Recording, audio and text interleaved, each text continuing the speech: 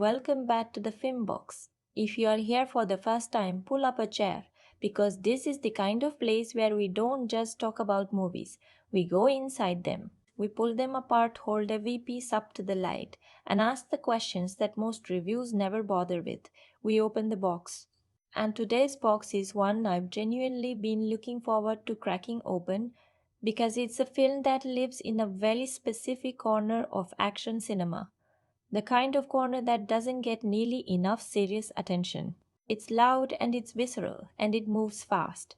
But underneath all of that, if you look closely, there's something genuinely interesting going on. So tonight we're opening Ninja Assassin, and I want you to feel every layer of this film by the time we're done. Not just what happened on screen, but why it happened, how it was built, and what it means that it was made at all. That's what the film box is here for. Let's get into it. Here is the thing about this film that most people don't stop to appreciate. At its core, Ninja Assassin asks one of the oldest questions in all of fiction: what happens when the weapon learns to feel? Not metaphorically, literally. A human being raised from childhood to be an instrument of killing, stripped of emotion, stripped of connection, stripped of everything that makes a person, and then one day something cracks. One small act of kindness from the outside world gets in, and suddenly the weapon isn't sure it wants to be a weapon anymore. That premise sounds simple, but when you put it inside a world of shadow clans, ancient Japanese assassin mythology, and some of the most stylized action choreography of the entire 2000s, it becomes something genuinely worth unpacking. That's the box we are opening today. And I promise you, by the time we're done, you'll see differently than you did walking in. But before we talk about what happens in this film, I want to take you behind the camera. Because there are things that were happening on set and in development that change the way you experience the story once you know them. And this is exactly what the film box is about. You know how the box was built before you open it. Let's start with the man at the center of everything. The lead role in Ninja Assassin went to Rain, the South Korean pop superstar Bon Joon, who at the time was one of the biggest musical acts in all of Asia. Now, casting a pop star in a physically demanding martial arts action film is a decision that raises eyebrows. It raised plenty at the time. But here's what most people miss. Rain didn't just show up and hit his marks. According to multiple interviews and behind the scenes accounts, he committed to a months long physical transformation that was, by any standard, extraordinary. He reportedly shed a significant amount of body fat while simultaneously building lean muscle mass through training sessions that stretched anywhere from 6 to 8 hours a day. The choreography he was learning was not simple. It demanded real athleticism, real coordination, and real pain tolerance. By the time production was underway, Rain was performing a substantial portion of his own stunt work. Not all of it, because safety demands otherwise, but enough that the camera could get genuinely close and the movement could feel genuinely real. When you watch Raizo move through a fight scene, the fluidity you see isn't just editing and camera tricks. There's a real body in motion. And knowing what Rain went through to put that body in that condition makes every single action sequence hit a little differently. Now let's talk about the director and why his involvement matters more than the marketing ever made clear. James McTeigue's stepped into the director's chair for Ninja Assassin after having previously directed V for Vendetta in 2005. If you know V for Vendetta, you know McTeague has a very specific relationship with visual style. He doesn't just want to show you a world, he wants you to feel the texture of it.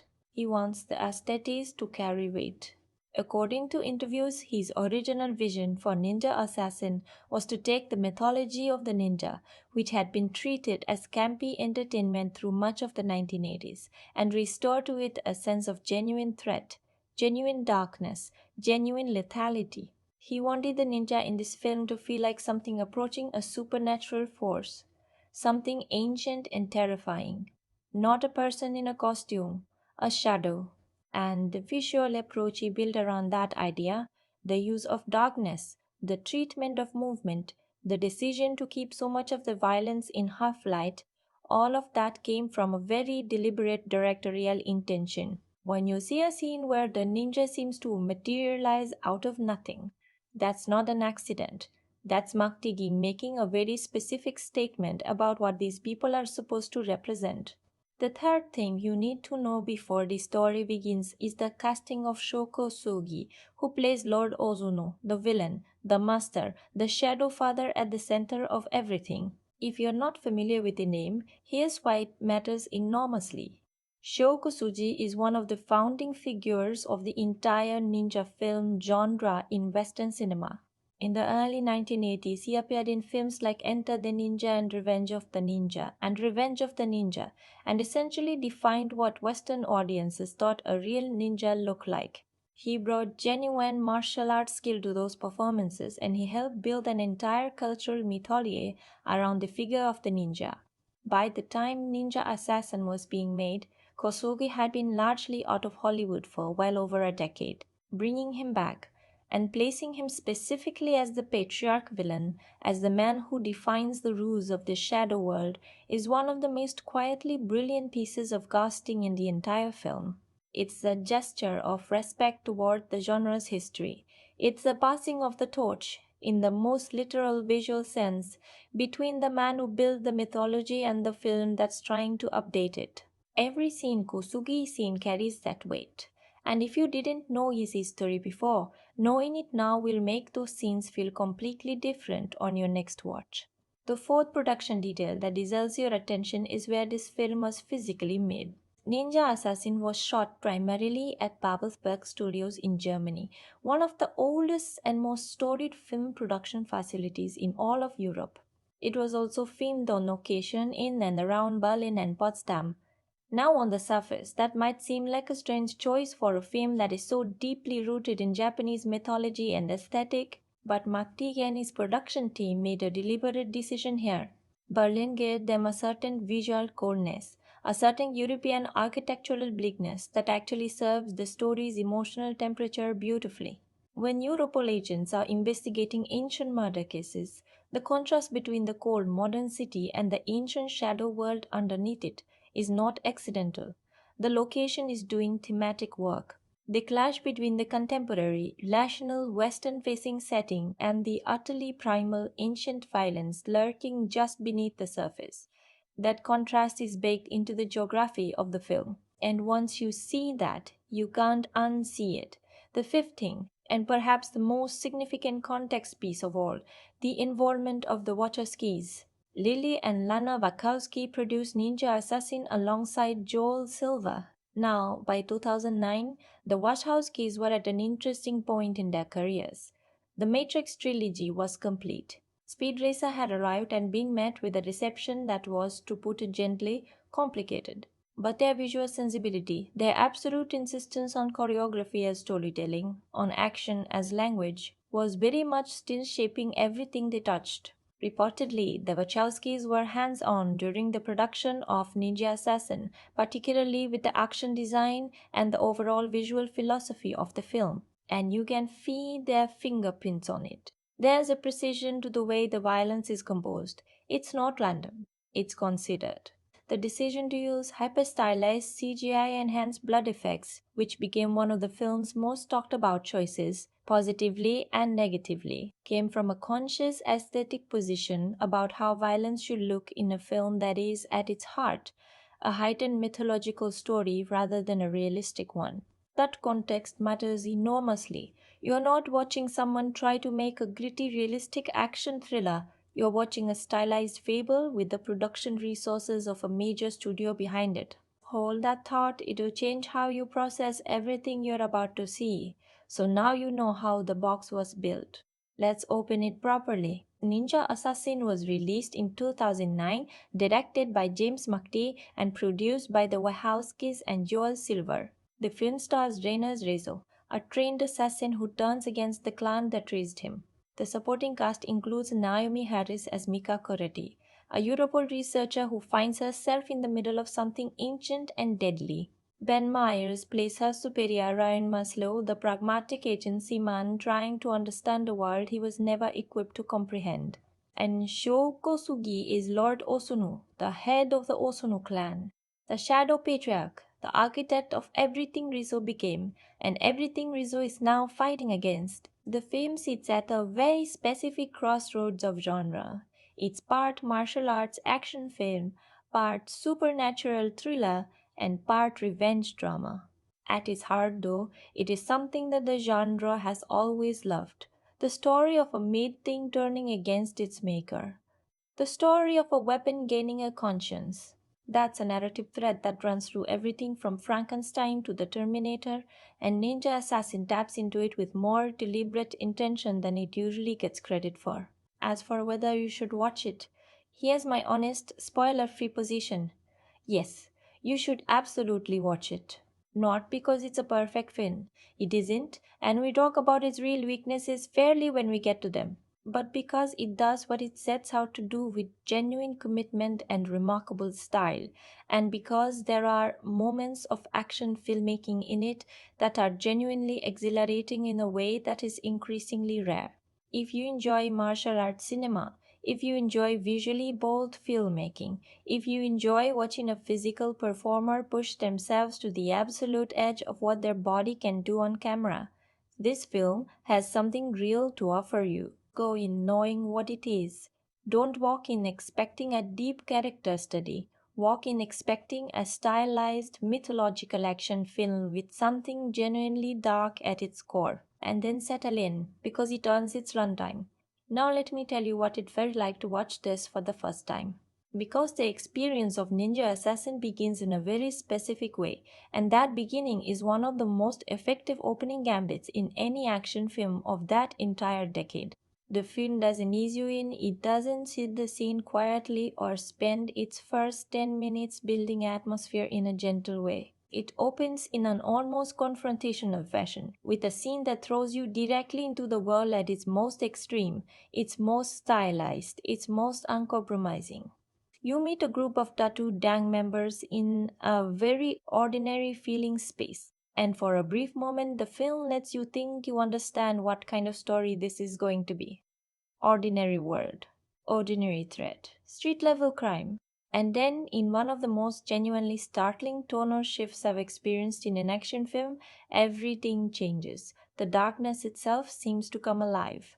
Something that is not quite human and not quite monster moves through the room with a precision and a lethality that feels almost choreographed in its cruelty, and by the time it's over, you understand exactly what the stakes of this world are. You understand what a ninja, in this famous vocabulary, actually represents. Not a person, a force, a shadow with intent. I walked into Ninja Assassin expecting a competent genre film. I expected slick action, a workable story, and enough style to keep things moving. What I did not fully expect was the degree to which the film commits to its own mythology. There is a genuine internal logic to the world it creates, a set of rules about what these plans are, how they operate, what they cost the people inside them, and the film spends real time building that logic rather than treating it as background decoration. By the time the opening sequence is done and we begin to understand who Reizo is and where he came from, I found myself genuinely invested in the answer to that question. Not just how did he learn to fight like that, but what did it cost him to become this? And that question is one that the film takes seriously. That surprised me. That was the thing that hooked me in those first 10 minutes and kept me leaning forward for everything that followed. The atmosphere that Ninja Assassin creates is a very specific kind of tension. It is not the creeping dread of a horror film, though it borrows some of that energy. It is not the kinetic chaos of a pure action film, though it absolutely delivers that in its set pieces. It lives in a space between those two registers, a world where modern life and ancient darkness coexist uneasily, where the rational and the primal are constantly brushing against each other. And the film uses that friction deliberately. Every time you feel anchored by the procedural reality of the Europol investigation, names, files, jurisdictions, protocol, the film pulls the rug from under you and reminds you that there is something in the shadows that protocol cannot prepare you for.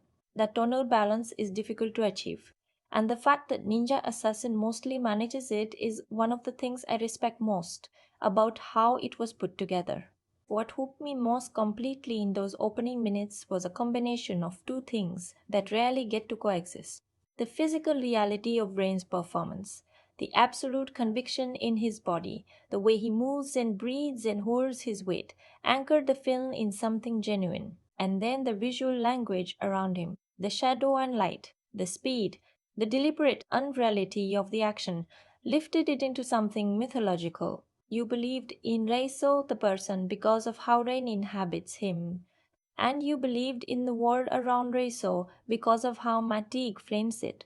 Those two things working together from the very beginning of the film created something that felt genuinely original, not a copy of something I'd seen before, a specific vision with a specific voice. And that in an era drowning in sequels and franchise obligations was more than enough to make me sit up and pay attention.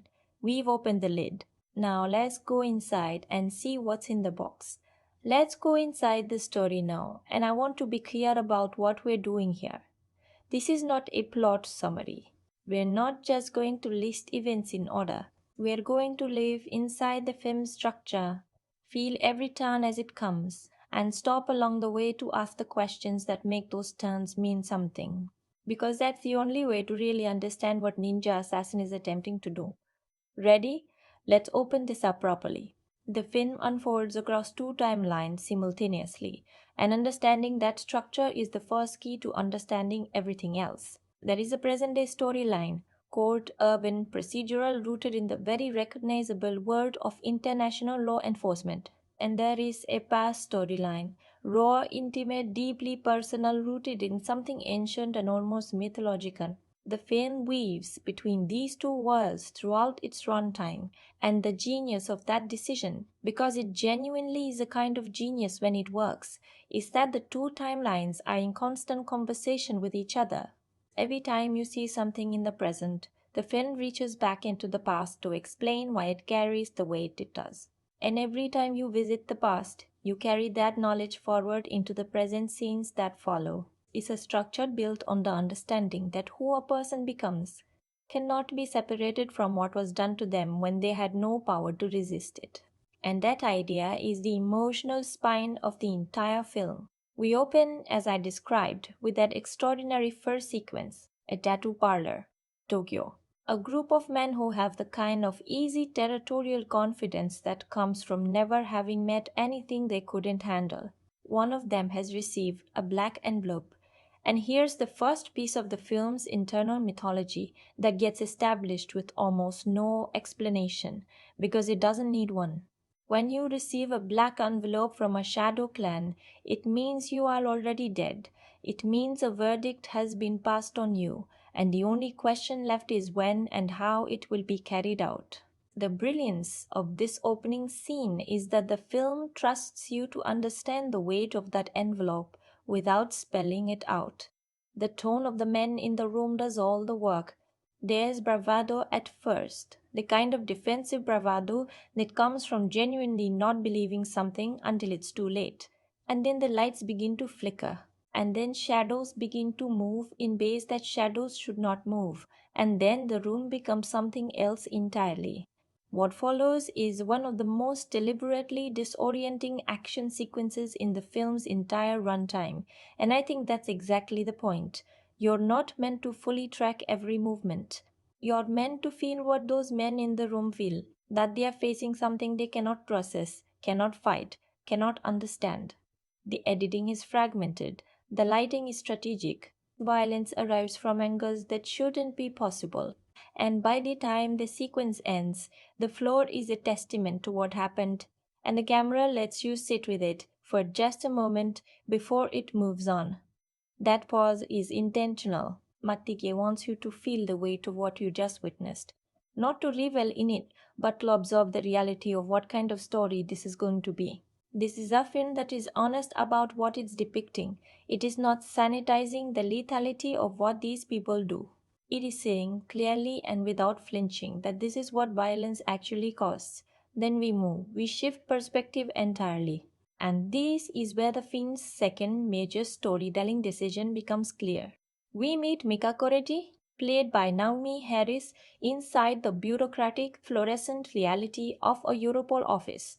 Files, databases, paper trails, and cold case connections. And Micah is doing something that no one around her seems to want to take seriously. She is following a thread. She has found what she believes is a pattern connecting a series of high profile political assassinations across different countries and different decades.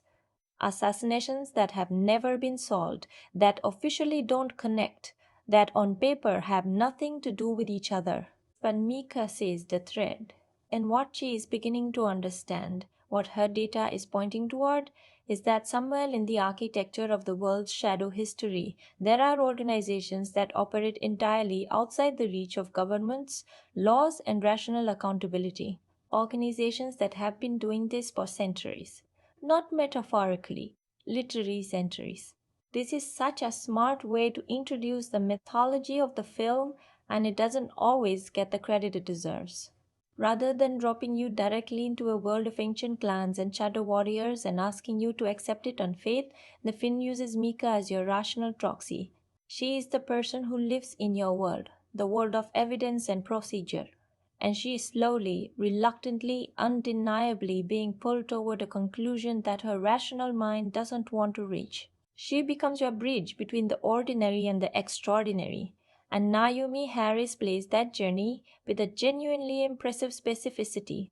Mika is not a damsel, she is not a plot device. She is a woman doing real work and reaching real conclusions that are costing her real professional credibility. When her superior, Ryan Maslow, played by Ben Myers with a kind of weary, pragmatic authority, responds to her findings with careful, gentle skepticism, it doesn't feel like condescension. It feels like the rational response of someone who hasn't yet seen what she's seen. And that dynamic, that gap between what Mika knows and what the people around her are willing to believe, is what drives the investigative storyline forward with genuine momentum. Here's where it gets layered. Because just as Mika is pulling that thread in the present, the film takes us back into the past, into a memory that belongs to someone we haven't formally met yet. A boy in a place that should be impossible, training inside a world that should not exist. The Ozunu Clan's compound, the place where children are taken, trained, broken, rebuilt, and sent out into the world as weapons, is rendered in the film with a very specific visual and emotional grammar. It is simultaneously beautiful and horrifying. There is an architectural formality to the space that feels ancient and deliberate, stone and shadow and silence. Every element of it is designed to communicate order, the absolute non negotiable order of a world where obedience is not just demanded but structurally enforced by violence. You learn the rules of this place not through exposition but through watching what happens to the children who break those rules. And what happens is swift and severe, and carried out with a calm that is somehow more disturbing than rage would be. This is where Lord Ozunu Shokosugi begins to reveal himself as one of the more genuinely unsettling villain figures in early 2000s action cinema. And I want to spend real time on what Kosugi does with his character, because it is not what you might expect. He doesn't play Ozono as a raging tyrant. He doesn't choose scenery or telegraph menace with theatrical villain cues. He plays him with an absolute stillness, an absolute certainty. Ozunu believes completely, without a single gram of doubt, that what he does to these children is right. He believes that what he slips away from them, love, connection, identity, the capacity for ordinary human feeling, is a gift. He believes that suffering is the forge in which real strength is made. And the terrifying thing is that within the internal logic of the world he has built, he is not entirely wrong. The warriors he produces are extraordinary. The methods are monstrous, but the results by the narrow metric of lethal effectiveness are undeniable. Kozugi plays Ozono as a man who has never questioned this equation, a man for whom the suffering of children is simply the price of excellence, and who does not lose sleep over the cost because he does not believe in sleep, metaphorically speaking. That certainty, that calm, absolute, utterly sincere certainty, is what makes him truly frightening. Now we meet young Raizo, and this is where the film asks the most of its audience emotionally, and where, I would argue, it delivers the most. The flashback sequences depicting Raizo's childhood are genuinely difficult to watch, but not in the gratuitous way. They're difficult because they're honest. You see a child who is trying desperately and quietly to hold on to something human in an environment designed specifically to erase everything human, and the thing he finds to hold on to, the thing that becomes the anchor of his entire identity, the source of every choice he makes as an adult, is a girl named Kiriko.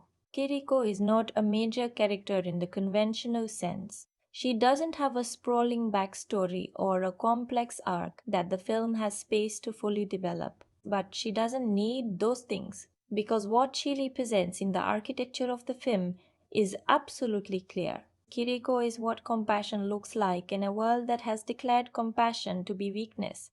She is kind in a place where kindness is punished. She reaches out to young Rizzo, not in a romantic way but in the most fundamental human way.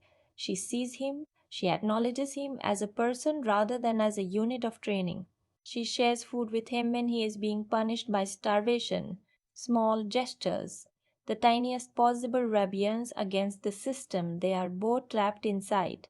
But those gestures do something to resolve that all the violence and all the discipline and all the conditioning of the Ozunu clan cannot undo. They convince him that being human, genuinely, fully, feeling human, is worth something, that it matters, that it is the realest thing he has. And that conviction, planted quietly in a starving boy by a girl who's not supposed to care about him, is the seed of everything that follows. Because Kiriko tries to escape, and in trying to escape, she does the thing that the Ozunu clan cannot permit and cannot forgive. She says, with her body and her choices, that there is something worth running toward, something outside these walls that has more value than what is inside them. And the clan's response to that statement is swift and absolute and completely without mercy. The film handles this moment with a restraint that I deeply respect. It does not linger. It does not exploit the emotion of what happens for shock value.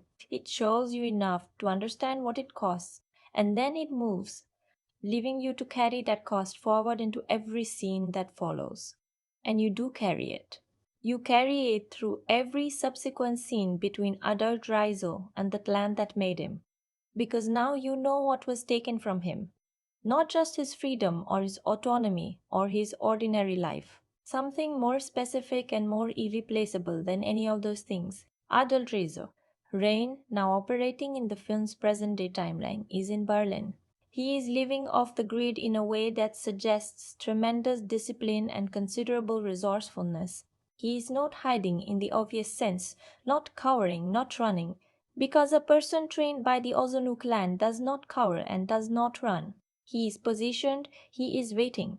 The film is deliberately ambiguous at first about exactly what he is waiting for, and that ambiguity is intentional. It keeps you leaning forward, it keeps you building the picture piece by piece. What becomes clear as those pieces assemble is that Reizo has not simply left the clan behind, he has declared war on it, quietly, patiently, with the same methodical, relentless focus that his training built into him, now turned back against the very institution that installed it. And that irony, the clan's greatest weapon turning its own methodology back against it, is one of the most satisfying structural reversals in the entire film. The two timelines begin to pull toward each other through a specific incident that changes the stakes of everything. Maika's investigation, her quiet, data driven documentation of the clan's historical fingerprints on world events, is discovered. This is the pivot point. This is the moment when the film stops being two separate stories running in parallel and becomes one story with two perspectives. Because the moment the Ozunu clan becomes aware that the Europol researcher has begun to map their shadow history, the response is immediate and unambiguous.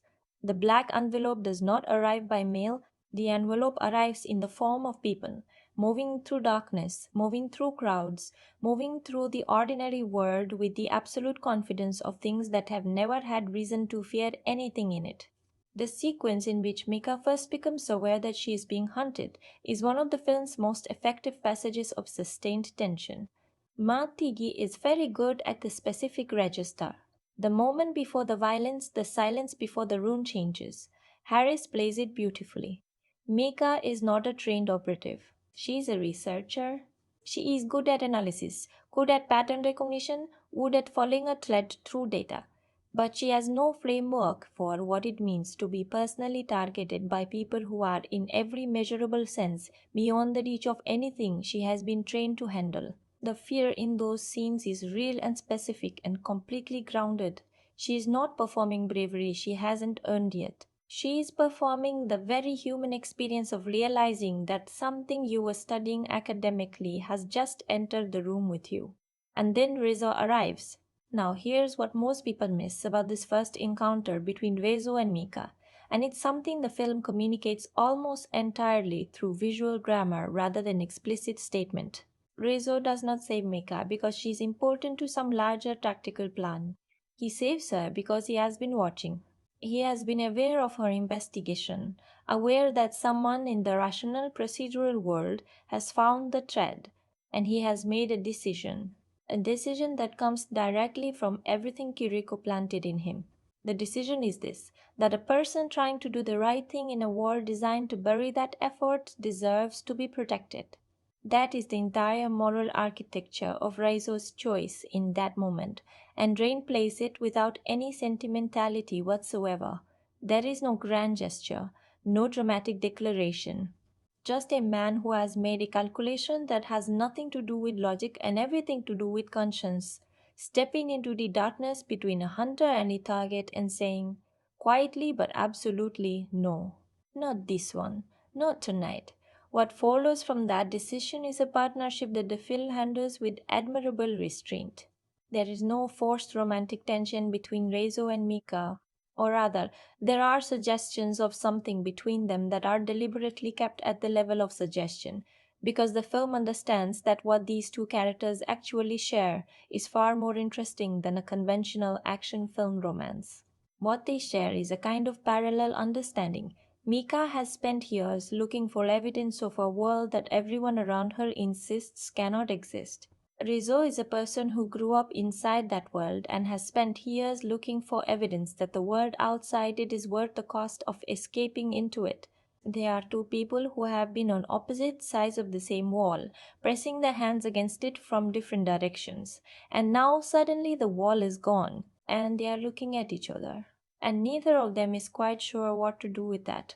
The film uses this dynamic very effectively through its middle section, and the middle section of Ninja Assassin is where I think the film does some of its most underrated work. Because while the action sequences get the most attention, and they deserve attention, we'll come to that, the quieter scenes between Rain and Harris carry a different kind of weight. There is one scene in particular where Rizzo and Mika are in a safe location and the film just lets them talk, or rather lets them begin to talk in the halting, careful way that people talk when they're not sure how much of themselves to offer. Rizzo tells her something about where he came from. Not everything, but enough. And what Harris does in those moments, the way Mika listens, the way she processes, the way she balances her intellectual understanding of what she's hearing against the emotional reality of sitting across from the person who actually lived it, is quiet, precise, genuinely moving work, is the kind of acting that action films often don't make room for, and the fact that Ninja Assassin makes room for it is one of the reasons I give it the credit I do. Meanwhile, the Ozunu clan is not waiting, and neither is the film. The sequences in which clan members move through the modern urban environment, through traffic, through crowds, through the bright fluorescent reality of contemporary life, are staged with a visual intelligence that makes them genuinely unsettling. McTeigue's great trick in these scenes is making the supernatural feel mundane and the mundane feel haunted. When you see a figure detach itself from a shadow in a parking structure, or when a crowd parts in a specific way that tell you something is moving through it, that the people in that crowd cannot fully process, the film is making a philosophical statement. It's saying that these forces have always been here. They have always been moving through the edges of the ordinary world. The world you walk through every day has a shadow layer, and the shadow layer has been there longer than the world you can see. That idea is genuinely creepy when it's executed well. And in these sequences, it's executed very well.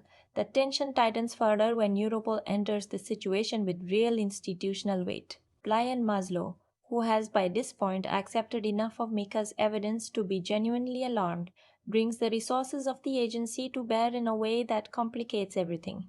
Because now there are three forces in play: the Ozunu Clan, hunting Raizo, and Mika, Raizo himself, operating on his own terms with his own agenda, and Europol, which wants Raizo as a witness, as a source of intelligence, possibly as an asset, and which has no framework for understanding that the thing it is trying to contain is operating on entirely different rules than any operational threat it has encountered before. That three-way dynamic generates real dramatic fiction in the film's second act, because you're watching three completely different worldviews collide: the ancient and absolute, the individual and rebellious, the institutional and rational, and none of them are entirely wrong, and none of them can entirely understand the others. That is genuinely interesting. That is the kind of thematic richness that makes a film worth spending time with. There's a sequence, one, that I think of as the film's most visually spectacular passage, in which the Europol attempt to contain Rezo goes catastrophically sideways, and the Ozunu clan exploits the chaos of that attempt with the kind of precise, devastating efficiency that tells you everything you need to know about the difference between what an institution knows and what these people know. The staging of this sequence is extraordinary. It takes place across multiple environments, interiors and exteriors, tight corridors and open spaces, and the film cuts between them with a rhythm that builds and builds without ever releasing the pressure until the very end of the sequence. It is kinetic and visceral and almost overwhelming in its scale. And then, just as suddenly as it began, it resolves. And the silence after that resolution is one of the film's most carefully calculated moments. Because in that silence, you feel the full weight of what just happened, not just the destruction, but the implication. The implication that the rational world, for all its resources and all its systems, is not prepared for this, was never prepared for this, has always been completely unprepared for this, in every era, in every country, behind every door that it thought was closed. And now we arrive at the film's third act, and this is the moment the box opens completely. Because everything that has been building, the past and the present, the personal and the institutional, the grief that Rezo has carried since he was a child in a punishment yard, reaching for something that reached back, all of it converges on a single destination. The Ozunu clan is not going to wait any longer. Lord Ozunu, who has watched his former weapon turn against him with the kind of patient, ancient fury of a man who has never been defied and will not accept the experience of being defied now, makes a decision that will force the final confrontation that the entire film has been building toward. He reaches for the thing that Lezo cannot ignore, the thing that Lezo has spent years trying to protect. The thing that is, in the end, the only leverage that exists against a person who has trained himself to be beyond the reach of ordinary fear. The final act of Ninja Assassin is a siege, a culminating convergence of forces, and it is staged with a boldness that I find genuinely impressive, because it refuses to resolve things simply. It doesn't let the good guys win through superior firepower or superior strategy or superior resources. It resolves things the way the film's internal logic always insisted they would have to be resolved, through an act of will, specific and personal and rooted in everything that came before it. Through Raizo deciding once more and for the final time that there is something worth fighting for that cannot be reduced to tactics or resources or operational advantage. And through Lord Ozunu discovering too late, the way all the best villains discover the thing they miscalculated, that the most dangerous thing he ever created was not a weapon, it was a person. The most dangerous possible thing he could have produced from his perspective, a person who knows exactly what he is capable of and has chosen, freely and with full awareness of the cost, to be something else. The final confrontation between Reizo and Lord Ozunu is everything the film has been preparing for. Kusugi and Rain in the same frame at the end of everything, and the weight of every flashback, every training scar, every moment of grace Kiriko ever offered, all of it present in that confrontation without being stated. You feel it because the film has earned the right to make you feel it. The outcome is not what you might initially expect, and we will talk about exactly what happens and exactly what it means when we get to the full spoiler section.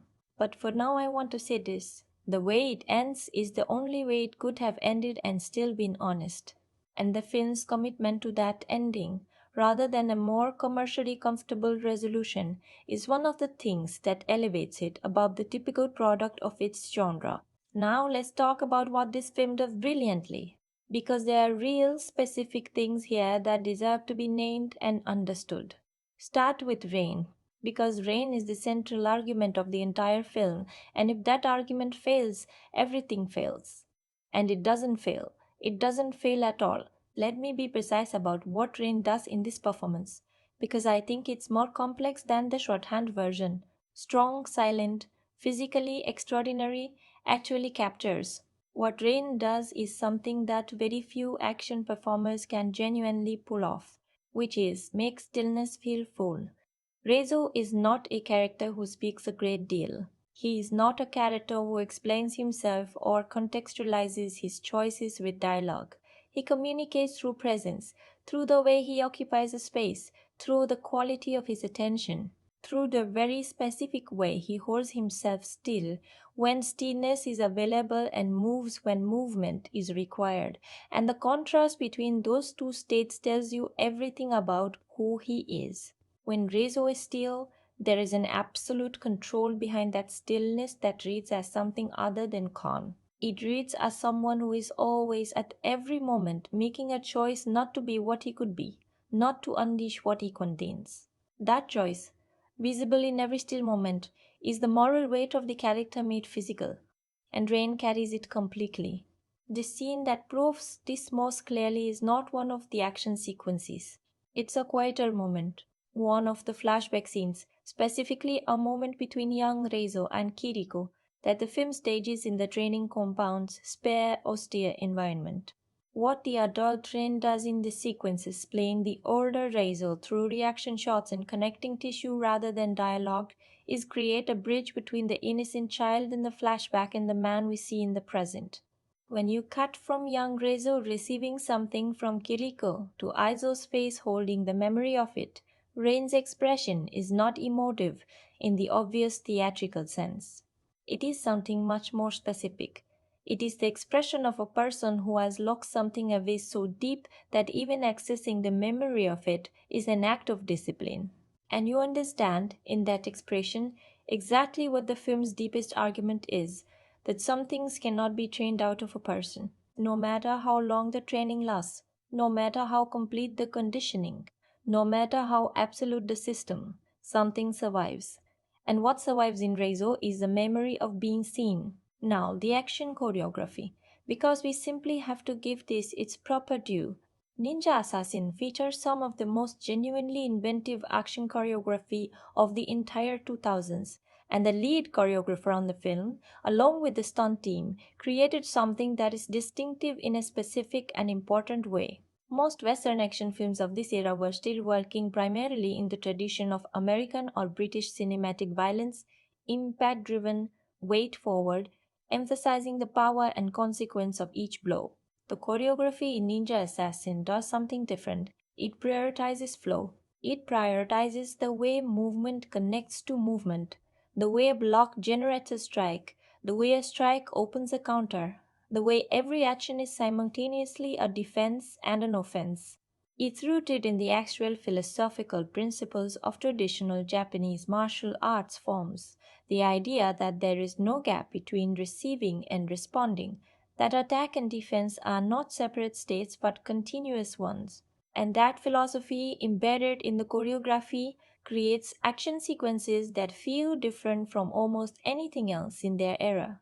They feel liquid.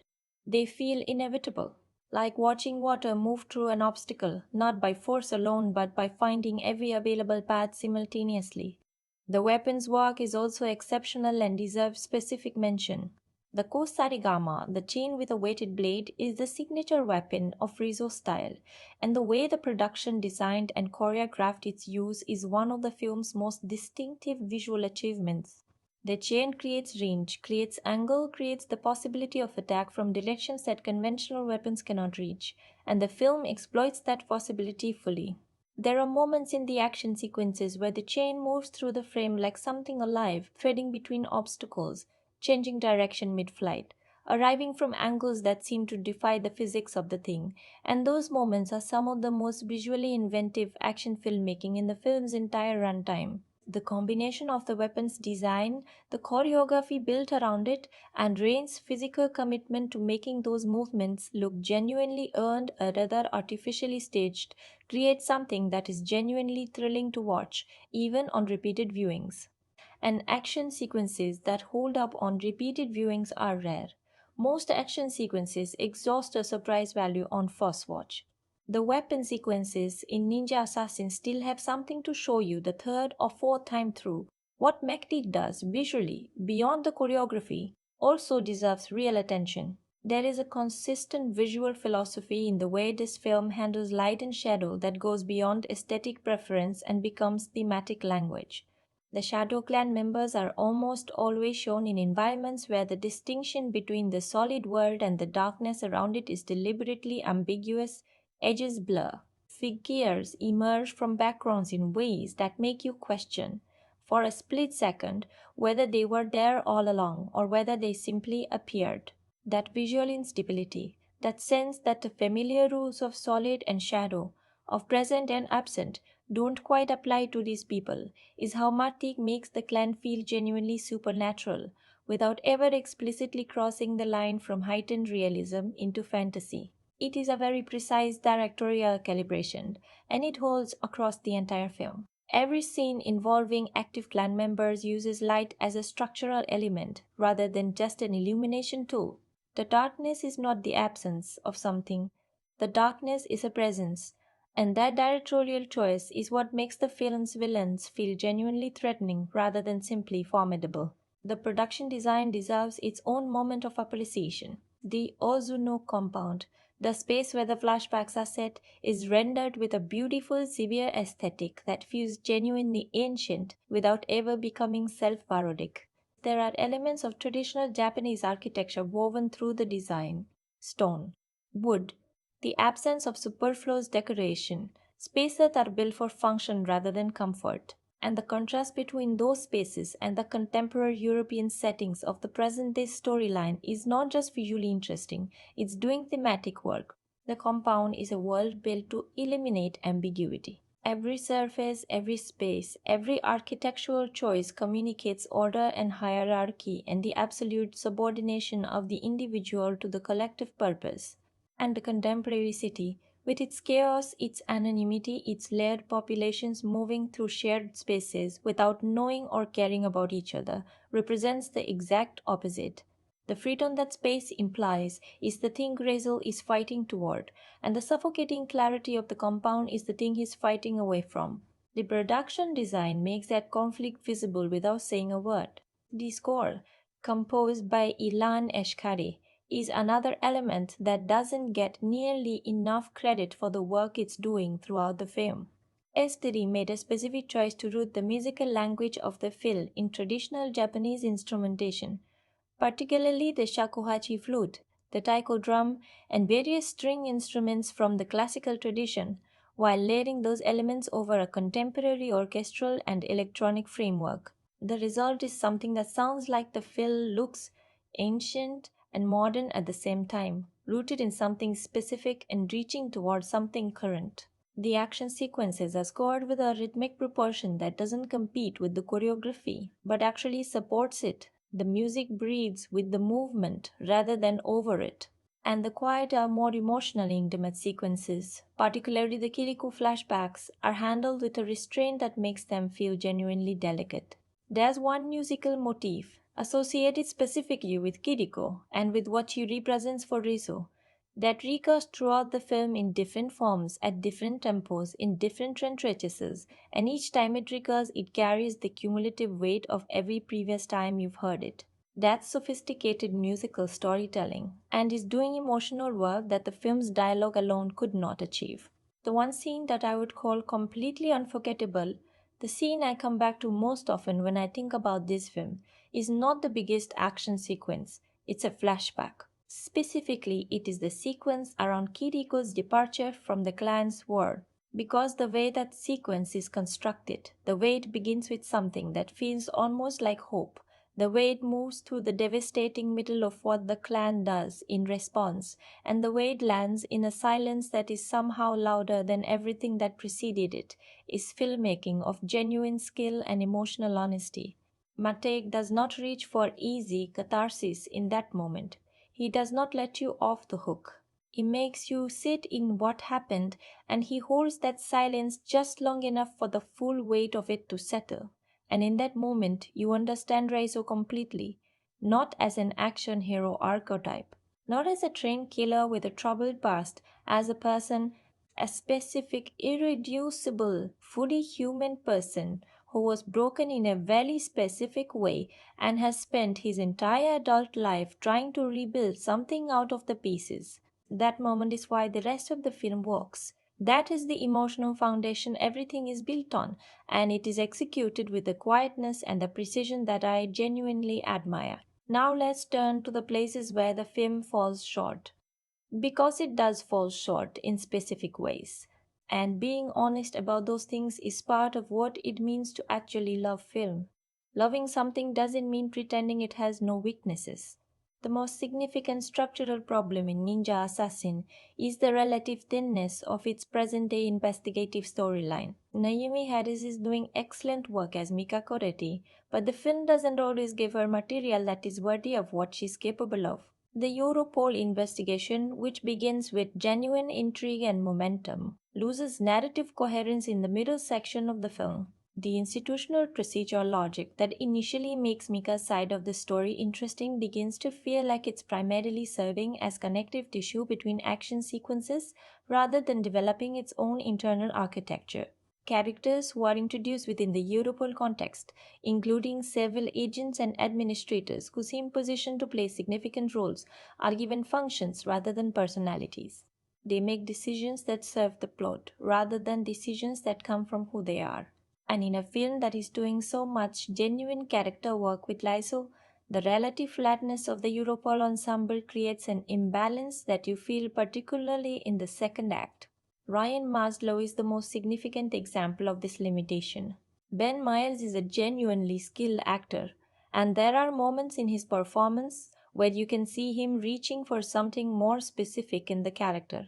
Something that would make Maslow's arc feel like a genuine journey rather than a function. But the script doesn't fully meet him there. Maslow's shift from skeptic to believer to active participant in the final act happens along lines that are logical but not particularly emotional. You understand why he does what he does. You don't quite feel it, and that emotional gap matters because Maslow is positioned, at least implicitly, as the film's representative of the institutional world reckoning with the reality of something it cannot contain. That reckoning should feel like a genuine crisis of worldview. Instead, it feels like a plot update. That is a missed opportunity, and it does cost the film something in terms of its thematic depth. The second criticism I want to make is about pacing, specifically in the film's middle section, between the initial action heavy opening and the action heavy final act. There is a stretch of the film, roughly 20 to 30 minutes, where the two storylines are working to find each other but haven't quite converged, and the intercutting between them creates a sense of forward motion that is more mechanical than organic. The flashback sequences remain emotionally vital throughout. The Kiriko material never loses its power. But the present day scenes in this stretch can feel like the film spinning its wheels rather than genuinely building. This is a pacing problem that a slightly tighter edit might have resolved, though I'll acknowledge that it is a difficult problem to solve without sacrificing the story information those scenes are carrying. It is the kind of structural tension that many films with dual timelines run into, and Ninja Assassin manages it better than most, but not perfectly. The third issue we're naming honestly is the CGI blood and wound effects. which, depending on your tolerance for heightened stylization, either work completely or actively undermine the physicality of the action. This is a deliberate aesthetic choice. As I mentioned in the production section, the Wachowskis and McTeigue's made a conscious decision to use CGI enhancement on the violence rather than practical effects, as a way of keeping the film in the register of heightened mythological action rather than grounded realistic action. I understand the reasoning behind that choice. I think it's a defensible artistic decision, but I also think it creates a specific problem. The physicality of Rain's performance, the real weight of his body moving through real space with real commitment and real athletic risk, creates a documentary like authenticity in the action sequences. And the CGI effects sometimes work against that authenticity rather than building on it. There are moments where the gap between the genuine physical reality of the performance and the artificially heightened visual treatment of the effects creates a kind of cognitive dissonance. You feel the real thing and the artificial thing in the same frame, and they don't always resolve into a unified experience. For some viewers, this is simply not an issue. The stylization is consistent enough to read as a coherent aesthetic position. For others, it is persistently distracting. It is a legitimate criticism, and it is worth naming clearly. The fourth area where I think the film falls short is in its development of the Ozunu clan as an ensemble. Kusugi's Ozunu is a compelling, genuinely original villain figure. We've already talked about why. But the clan that surrounds him, the other trained warriors who carry out his orders and enforce his world, they exist primarily as obstacles rather than as people with their own interior lives.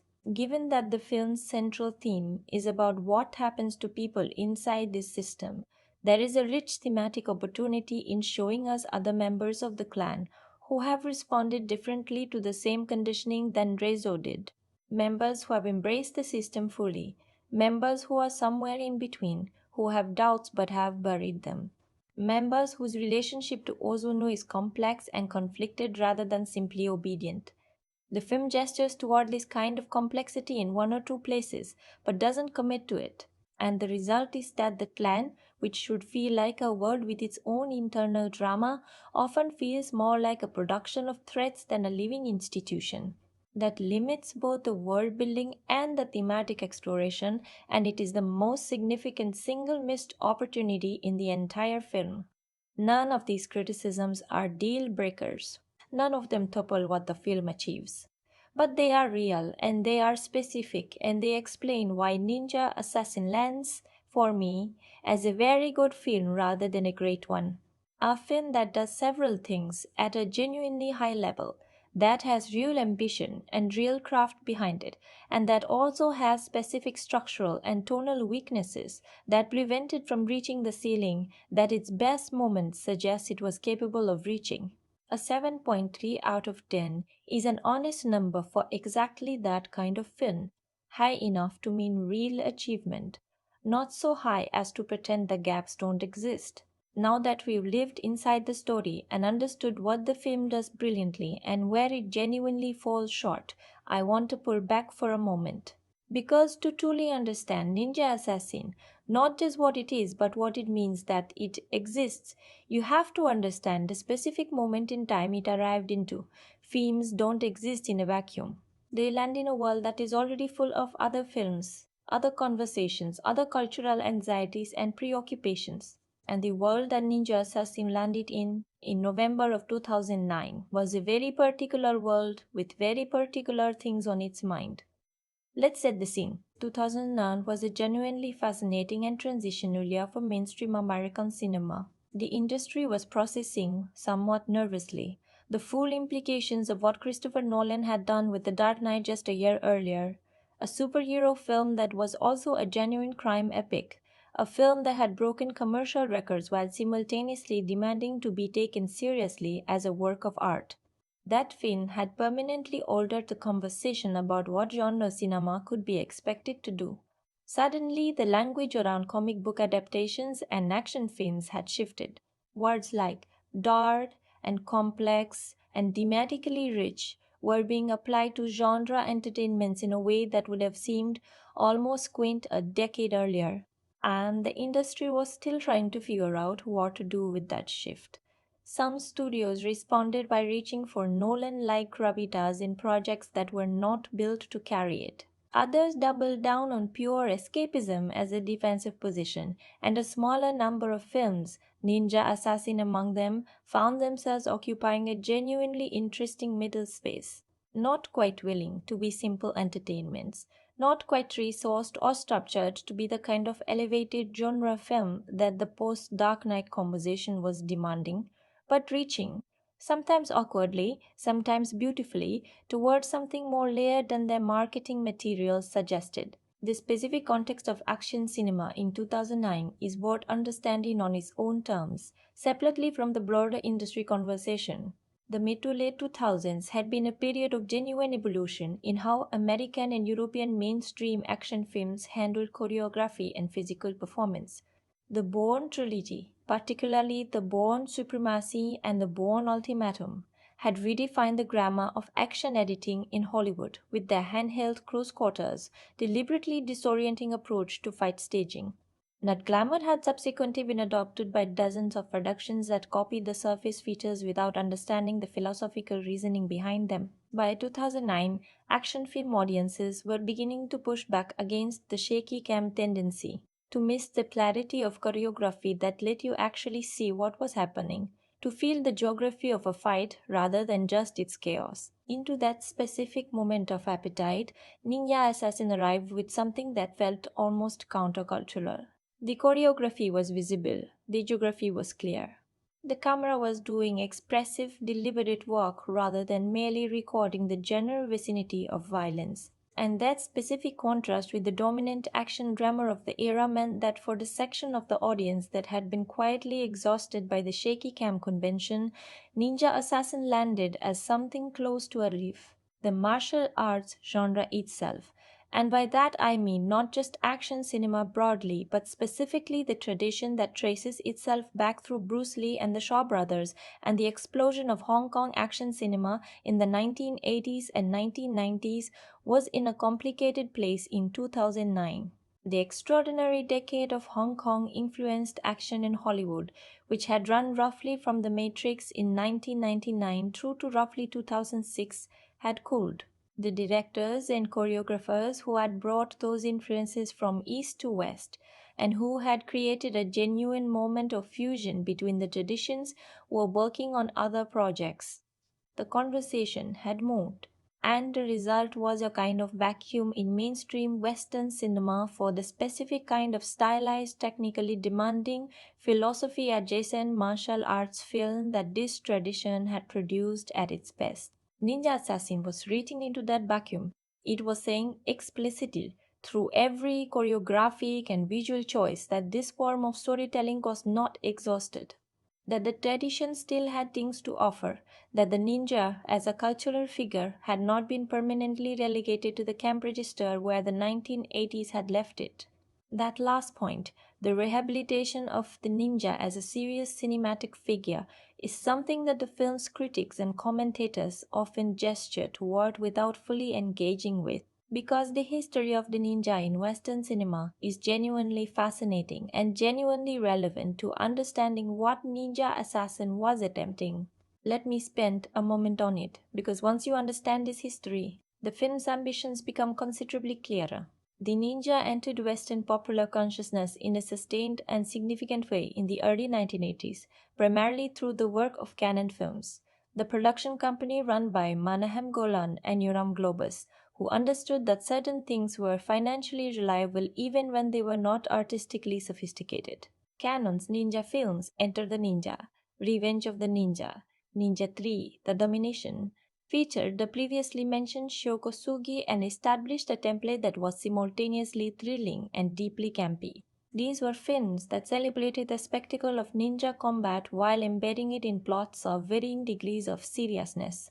The cultural result was that the ninja became a fixture of 1980s popular culture, appearing in toys, television shows, comic books, video games, and eventually the massively successful Teenage Mutant Ninja Turtles franchise, which was itself a loving parody of the martial arts film genre that had become so ubiquitous it was generating its own satirical offspring. By the early 1990s, the ninja as a figure in Western imagination was indelibly associated with a certain kind of entertainment, energetic, spectacular, not particularly concerned with depth or psychological complexity, and warmly nostalgic rather than genuinely threatening. The challenge that Ninja Assassin set for itself.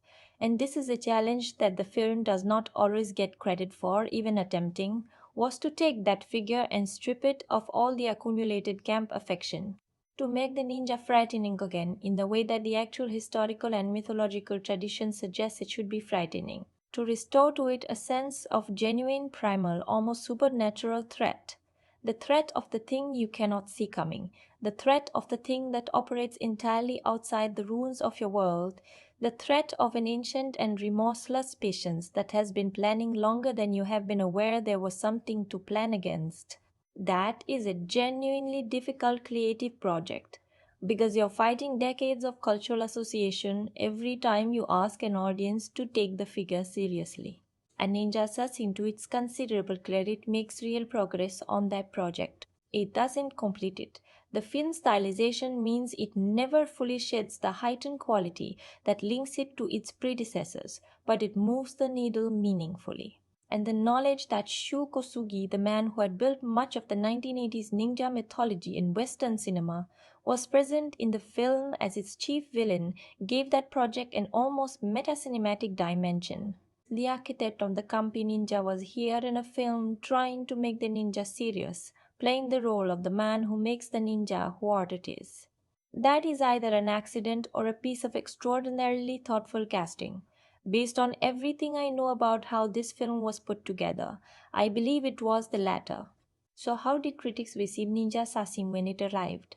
The honest answer is with a kind of measured, slightly resigned appreciation that is one of the more frustrating critical responses a genuinely ambitious genre film can receive.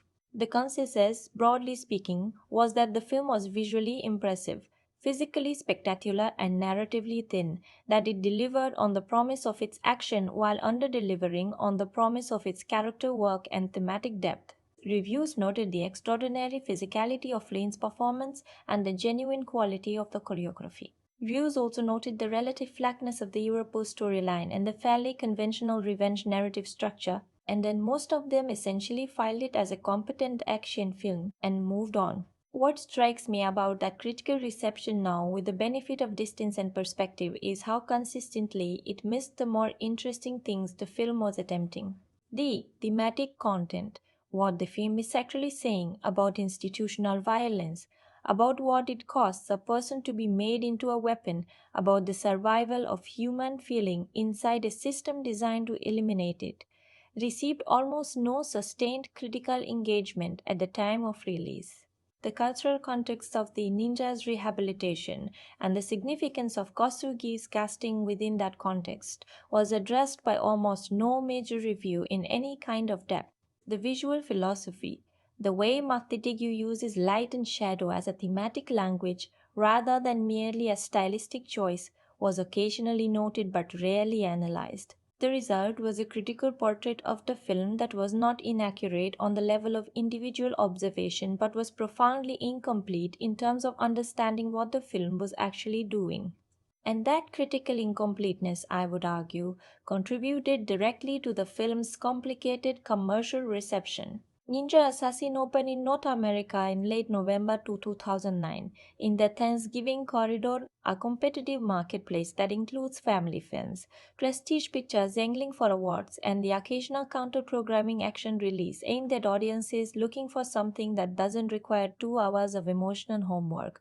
The film performed solidly but not spectacularly at the box office, earning enough domestically and internationally to be classified as a modest success rather than either a breakout or a failure. It didn't ignite the kind of word of mouth momentum that turns a modest opening into a sustained run. It also didn't collapse after its first weekend in the way that poorly received films sometimes do. It landed somewhere in the middle, appreciated by the audience that found it, not discovered by the larger audience that might have connected with it if the critical conversation had been more engaged and more generous. The gap between critical response and audience response is particularly interesting in the case of Ninja Assassin, and it's a gap that tells you something about the specific kind of value this film offers. Critics, evaluating it against the standards of prestige dramatic cinema or against the very specific benchmark of what post Dark Knight genre films were supposed to aspire to, found it wanting. General audiences who came in looking for a well crafted, visually spectacular, emotionally grounded action film found something that delivered on those terms more completely and more honestly than most of what was competing with it.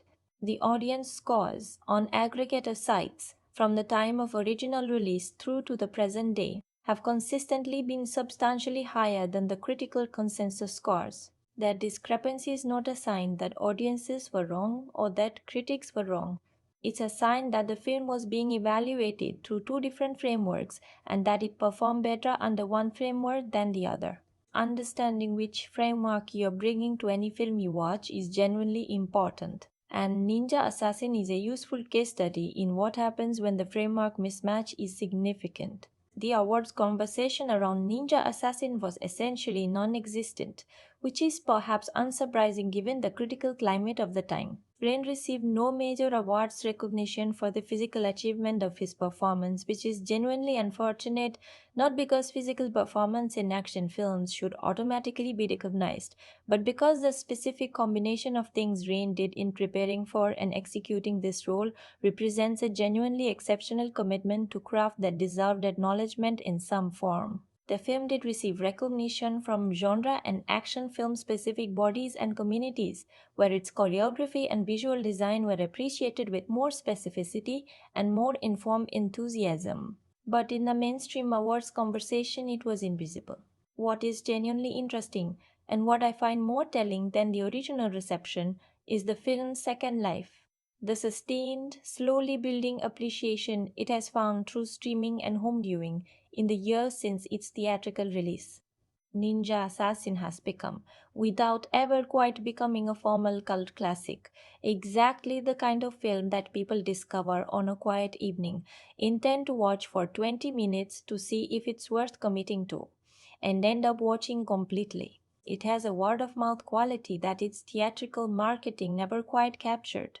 The quality of being significantly better than you expect it to be, of having more going on under its surface than its premise suggests, of rewarding closer attention in ways that produce genuine appreciation rather than diminishing returns. People who find it through streaming frequently describe the experience in terms of pleasant surprise.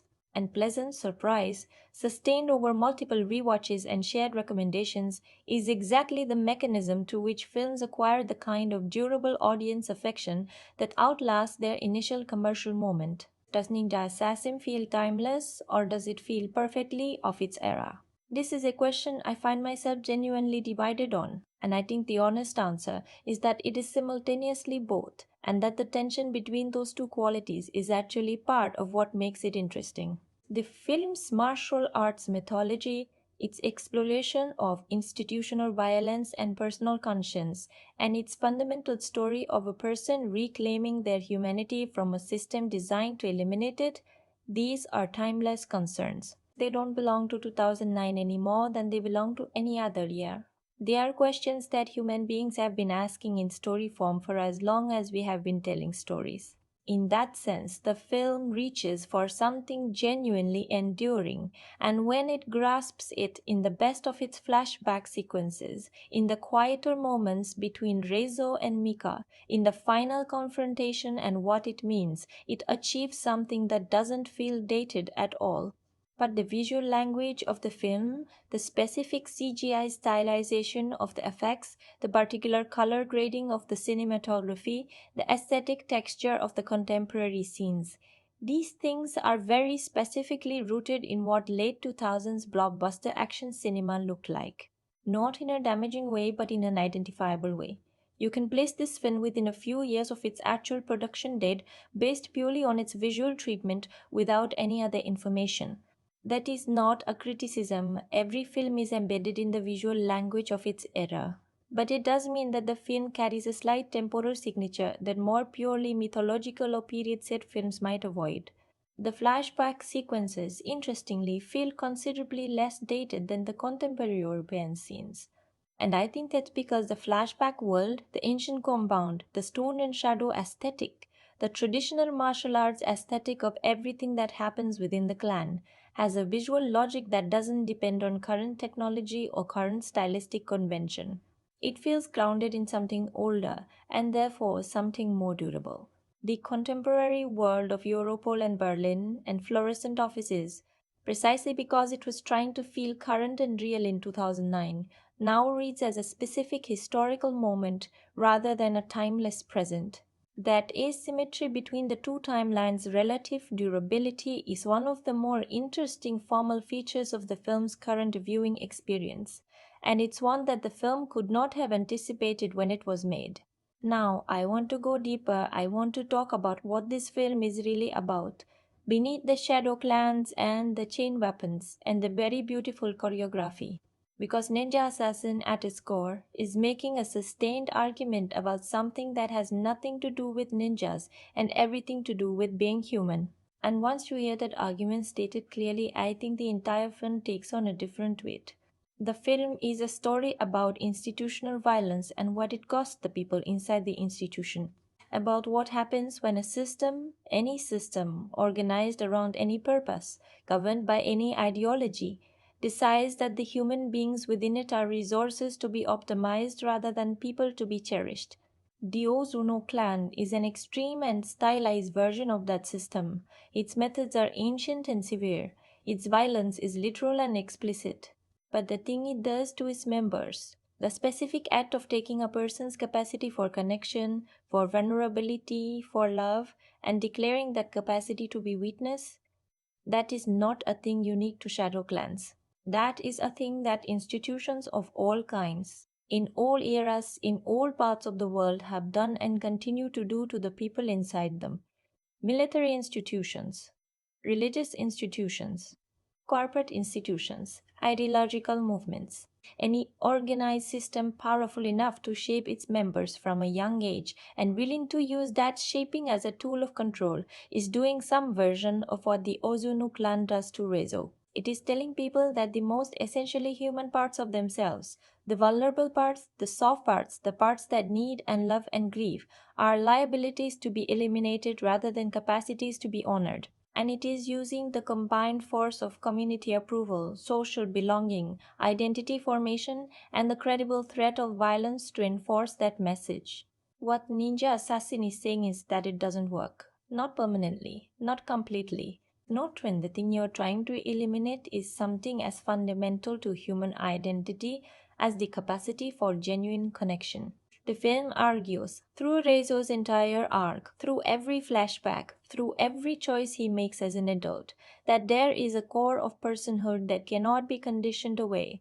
That no matter how early you begin, no matter how complete your methods, no matter how successfully you strip a person of every other element of their identity, the capacity to be seen and to reach back toward the thing that sees you, that capacity survives. It survives in the most degraded conditions. It survives under the most extreme pressure. It survives in Rezo's case as a memory of a girl sharing food with him in a punishment yard, as the memory of a hand offered in a dark place, as the tiniest possible evidence that the world contains something worth being human for. That is not a simple or naive argument. The film doesn't pretend that surviving is the same as thriving. Rizzo's survival of his humanity comes at an enormous cost. We'll talk about the full specifics of that cost when we get to the spoiler section. He is not a whole person by the end of the film. He is a person with a specific wound, carrying a specific grief, making specific choices rooted in that grief rather than in the kind of free, joyful human wholeness that the film implicitly presents as the thing worth fighting toward. The tragedy of Reizo is not that he loses. He doesn't lose in the conventional sense. The tragedy is that winning has already cost him most of what he was trying to protect. And the film is honest about that cost in a way that most action films are not honest about the cost their protagonists pay. This connects to something else the film is doing, which is making an argument about love as a political act. Not love in the romantic sense, though the suggestions of connection between Reizo and Mika gesture toward that, but love in the broader, more radical sense, the sense in which an act of care, an act of genuine acknowledgement, an act of seeing another person as irreducibly valuable rather than as an instrument, becomes a form of resistance against any system that insists on the opposite. Kiriko's small gestures of kindness toward young Reizo are, within the word of the film, genuinely subversive, not symbolically subversive, actually, functionally, consequentially subversive. They plant something in him that the most sophisticated conditioning system in the film's world cannot eradicate. They make him, in the most literal possible sense, ungovernable. Because once a person has experienced genuine care, genuine, freely given, expectation free care, they know the difference between that and the simulacrum of belonging that institutions offer. And they cannot unknow it. And that inability to unknow it makes them ultimately a threat to any institution that depends on preventing its members from making that distinction. The film also has something to say about the relationship between memory and identity that I find genuinely moving and genuinely insightful. Reizo carries Kiriko with him not as a simple sentimental attachment, but as an active argument against the story the Ozunu clan has been telling him about himself. The clan story is that Raizo is a weapon, that this is what he is essentially in his bones, beyond any accident of origin or upbringing. The clan believes with total sincerity that it has simply revealed what was always there, that the training did not create Raizo but only excavated him. And Reizo's counterargument, the one he is making with every choice, every refusal, every act of protection, is that the clan is wrong, that what it built is not what he fundamentally is, that beneath the weapon there is a person, and that person exists because a girl in a punishment yard once handed him something she didn't have to hand him, and he received it, and that moment of receiving, of being seen and cared for without precondition, is more fundamentally defining than all the years of training that surrounded it. Memory in this field is not just the past. Memory is the evidence, is the thing Reizo reaches for every time the clan's story about him starts to feel more true than his own story about him starts to feel more true than his own story about himself. And that use of memory as active resistance to a dehumanizing narrative is something that connects to real human experience in a way that goes far beyond any specific context of shadow clans or assassin mythology. Think about this in relation to your own life, because the film is absolutely speaking to something you have felt. We all carry, somewhere in our histories, a moment when someone saw us, really saw us, in the way that cuts through every social performance and every defensive armor, and responded to what they saw with something that felt like genuine care. And we all know that those moments have a disproportionate power in the architecture of who we become. They anchor us. They tell us something about ourselves that we return to in the moments when everything else is trying to tell us something different. The scale of Raizo's story is mythological. The emotional truth it is tapping into is completely ordinary, completely human, completely recognizable. And that is the specific alchemy that separates a genuinely resonant action film from one that is only ever about the action. Ninja Assassin, at its best, is about the action and about something else. Something that was there before any of us ever picked up a weapon, literal or metaphorical. Something that will be there after every weapon is put down. The stubborn, unreasonable, absolutely essential human insistence on being seen. Alright, full spoilers from this point. If you haven't seen the film yet, close this now, go watch it, and come back when you're ready. Trust me, you'll want to experience it fresh. Still here? Good. Then let's go all the way inside. The full architecture of Ninja Assassin becomes clear only once you understand the specific relationship between Reizo and the Ozunu clan's hierarchy, and specifically the relationship between Reizo and Takechi, who is in many ways the film's most quietly devastating secondary character. Takeshi is a fellow trainee within the clan, but more than that, he is the version of Reizo that the system successfully produced. He is what Raizo would have become if Kiriko had not happened. And the film uses Takeshi with enormous intelligence. Because Takeshi is not simply a villain or an obstacle, he is a mirror. He is the reflection of the path not taken. And every time Takeshi appears, whether in the flashbacks as a child and young adult, or in the present timeline as the clan's primary operative sent to eliminate Reizo, the film is presenting you with the argument the clan is making. The argument that the system works. That Takeshi is what happens when the conditioning completes, and it is asking you to look at that completion and decide what you think it costs. What Takeshi costs. What the completed version of this process costs is everything that Kiriko gave Reizo and that Reizo held on to. Takeshi is extraordinary as a fighter. He is almost supernatural in his effectiveness. He is loyal and relentless and completely without the hesitations that Reizo's surviving humanity creates in him. But Taki is also, and this is the film's most chilling implication, without anything beneath the effectiveness. There is nothing inside him that is not the clan. There is no self that exists prior to or independent of the conditioning. He is, in the most literal and most tragic possible sense, exactly what the Ozunu clan intended to create. A perfect instrument, a weapon that has no knowledge of what it would feel like to be something else.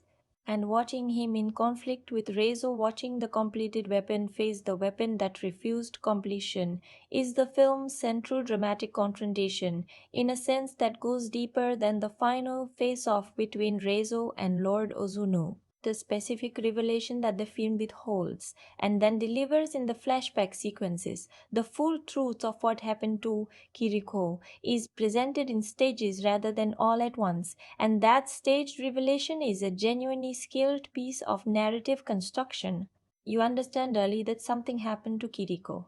The emotional register of Reizo's memories makes that clear without stating it. You understand that it was connected to her attempt to escape the clan, and that the clan's response was swift. What you don't fully understand, what the film holds back until the moment it will hit hardest, is the specific nature of how Reizo was implicated in what happened.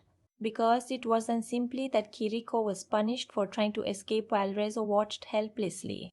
It was that Reizo was placed in a position where his own training, his own conditioning, the systems installed in him was used as the instrument of the clan's response. He was made complicit, not freely, not willingly, but through the specific mechanism of conditioning and loyalty and the architecture of a system that understood exactly how to make a person do things their conscience rejects while feeling unable to stop. This is the deepest wound in Reizo's character, and the film reveals it with considerable care. The training he received, the same training that makes him extraordinary as a fighter, that makes him capable of everything we see him do, was also the thing that made him, in that specific moment with Kiriko, the clan's instrument rather than her protector. He couldn't protect her, not because he didn't want to, but because the conditioning reached deeper than his want. And understanding that the most devastating thing the clan did to Rizzo was not simply what it cost him, but that it made him the agent of that cost, transformed the entire emotional architecture of the film. His war against the plan is not simply a revenge story, it is an act of expiation. It is a person trying to undo, through present action, something that was done through him in the past. And that is a far more psychologically complex motivation than most revenge narratives ever construct. The specific manner of Kiriko's death, and the clarity with which the film eventually presents it in the final flashback sequence, is handled with the restraint I mentioned earlier. The film does not linger, it does not exploit. It shows you what you need to understand, and then it moves, leaving you with the image and the understanding and the silence. But what makes the liberation so devastating is not the event itself, as terrible as it is. What makes it devastating is the expression on young Rizzo's face in the moments after. Because Rain, in the performance of the younger Rizzo that the film constructs through recollection, plays that moment as the specific, irreversible instant when something closes. When a door shuts inside a person and does not open again in the same way. When the boy who received Kiriko's kindness understands, finally and completely, what world he is actually living in, and what that world is capable of making him do. The grief in that expression is not the grief of loss alone, it is a grief of complicity. and it is the most devastating thing in the entire film. Adored Raizo war against the clan, understood so this context takes on its full weight. Every choice he makes, every decision to protect Mika, every resource to be used by Europol, every act of defiance against Ozunu's authority is simultaneously a tactical decision and a moral one. He is not just fighting against his former masters, he is fighting against the version of himself that the clan succeeded in making. He is fighting to demonstrate to himself as much as anyone that Kiriko's belief in him was not wasted, that the capacity for genuine human connection she recognized in him, the one she paid the ultimate price for acknowledging, was real, was worthy, was worth more than the clan will ever admit a person can be worth. Every fight sequence in the film's present day timeline carries this undercurrent. The action is never just action, it is argument. It is the physical language of a moral position. The sequence in which Europol captures Reizo is one of the film's most quietly significant passages, because Reizo allows it to happen. This is the detail that most people miss on a first watch, and it is the detail that tells you everything about where Reizo actually is in his plan. He could have resisted the capture. We have seen him handle threats considerably more dangerous than a Europol tactical team. He does not resist because he is calculated with the same methodical precision that the clan installed in him, that allowing himself to be taken serves the ultimate purpose better than remaining free. The clan will have to come for him, and if the clan comes for him inside a Europol facility, the institutional world, the rational, procedural, documentation obsessed world that Mika represents, will be forced to directly confront the reality it has been bureaucratically denying. The clan cannot move in darkness if Europol turns on the lights. Reizo is using the rational world as bait, and the rational world has no idea it is being used. That is not the decision of a simple revenge protagonist. That is the decision of someone who has been thinking for a very long time about how to win a war rather than just a fight. The clan's assault on the Europol facility is the film's largest action set piece, and it is staged with a genuine commitment to the internal logic of what the clan is. The attack comes from every direction simultaneously. It exploits precisely the limitations that institutional security creates. The assumption that threats can only arrive from outside the perimeter, the brittleness of systems that depend on every element working as designed when faced with an adversary that designs specifically to break systems. The agents who die in this sequence are not simply action film obstacles, they are the film making a point. These are people who trained within a system, who followed protocols, who believed in procedure, who thought that the resources their institution gave them were adequate to any threat they might face. And they were wrong in the most absolute possible way, not because they were inadequate, but because they were facing something that their framework was not built to process. And that gap, the gap between the institutional framework and the reality it cannot acknowledge, is what the film has been building toward from the moment Mika first opened a file and started following a thread. Reizo's escape from the facility and his subsequent return to protect Mika from the clan operatives who follow is the moment the film's two storylines fully and finally merge.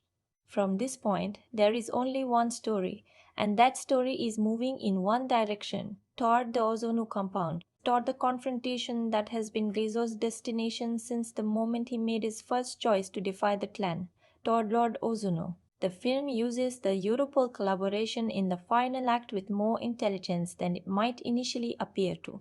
Maslow's decision to commit institutional resources to supporting Reizo's assault on the compound is not framed as a straightforward alliance of equals. It is framed as a recognition of limits, the institutional world admitting, through the specific mechanism of desperate operational necessity, that there are things it cannot handle alone, that the rational framework has to, just this once, make room for something it cannot fully understand or control. That cooperation is not a comfortable or philosophically satisfying resolution for Maslow. He is not converted to believing in the shadow world. He is simply a pragmatic man who has run out of alternatives and who has made a calculation, the same kind of calculation Grezzo made when he allowed himself to be captured, about how to maximize the chances of an acceptable outcome. The alliance between Raizo and Europol is not a moment of mutual understanding. It is a moment of mutual instrumentalization. Both sides are using each other. Both sides know it.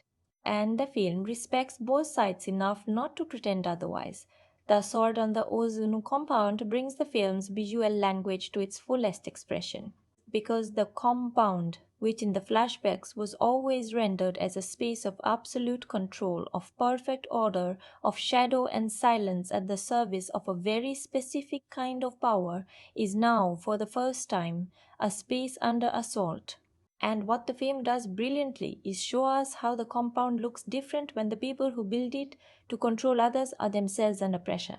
The architecture, which was designed to isolate and confuse and disorient the people trapped within it, is suddenly being used against its designers. Reizo knows every passage, every shadow, every angle of approach because the compound is also his memory. He was made inside these walls, and the walls that were meant to contain him are now, in the cruelest possible irony, his greatest tactical advantage. Every hidden angle is known to him, every shadow holds no surprise. He navigates the space with a fluency that is both a display of extraordinary skill and a profound statement about what it means to truly know the place that formed you, not just spatially, but emotionally. He knows where every cruelty was administered. He knows where every kindness was stolen. He knows the geography of his own damage. And that knowledge is, in the most literal possible sense, a weapon. The confrontation between Reizo and Takeshi, which arrives before the final face-off with Uzuno, is the film's most emotionally complex fight sequence. Because these two men know each other completely, they were trained together, they endured the same conditions, they were shaped by the same hands, and they have arrived at radically different conclusions about what to do with everything that shaping produced. Takeshi fights with a certainty and a totality that is a physical expression of his absolute identification with the clan.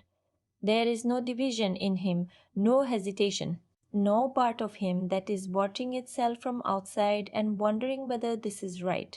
He is, in that sense, the purer fighter. And the film acknowledges this honestly. Rizzo's surviving humanity, the very thing that makes him a person, is also the thing that makes him vulnerable in ways Takeshi is not. His grief is a weight. His care for Mika is a vulnerability. His divided self, the weapon and the person coexisting uneasily in the same body, creates friction that Takeshi does not have to manage, and the fight reflects this. It is not a comfortable victory for Raizo. It is hard and painful and close, in a way that reflects the genuine closeness of the paths that diverged between these two men. The outcome. And I want to be careful about how I characterize this, because the film handles it with more nuance than a simple victory, is not simply Reizo defeating Takeshi.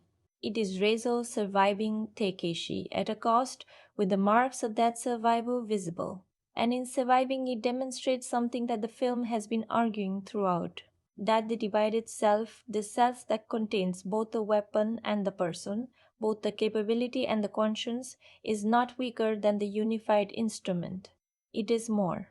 It is harder to defeat, not because it is more efficient, but because it has more to fight for. It has a reason that cannot be conditioned away. Lord Ozunu, in the film's climactic confrontation, reveals something that many viewers miss on first watch.